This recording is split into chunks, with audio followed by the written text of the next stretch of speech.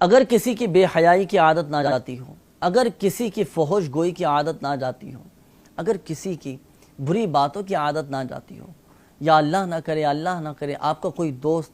بری باتیں کرتا ہو، گالیاں بکتا ہو، اگر آپ چاہتے ہیں کہ میرا یہ دوست، میرا یہ بھائی بری باتیں کرنا چھوڑ دے، اگر آپ چاہتے ہیں کہ میرے یہ بھائی کی صحبت اچھی ہو جائے، اگر آپ چاہتے ہیں کہ میرے بھائی کے اندر سے بری عادتیں نکل جائیں اور اچھی عادتیں اس میں پیدا ہو جائیں، تو اس کے لیے ایک عمل آپ نے کرنا ہوگا۔ وہ عمل کیا ہے؟ میرے شیخ طریقت امیر اہل سنت دامت برکاتہم العالیہ نے ایک عمل تحریر فرمایا ہے مدنی منصورہ میں۔ آپ تحریر فرماتے ہیں کہ اگر کسی کی بری باتوں کی عادت نہ جاتی ہو تو اللہ تبارک و تعالی کا یہ صفاتی نام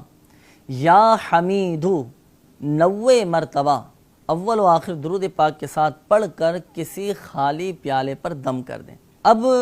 اس میں پانی ڈال کر اس شخص کو پانی پلائیں تو انشاءاللہ عز و جل اس شخص کی بری باتوں کی عادت ختم ہو جائے گی، فحش گوئی کی عادت ختم ہو جائے گی، اور انشاءاللہ عز و جل اچھی عادتیں اس میں پیدا ہوں گی انشاءاللہ عز و جل۔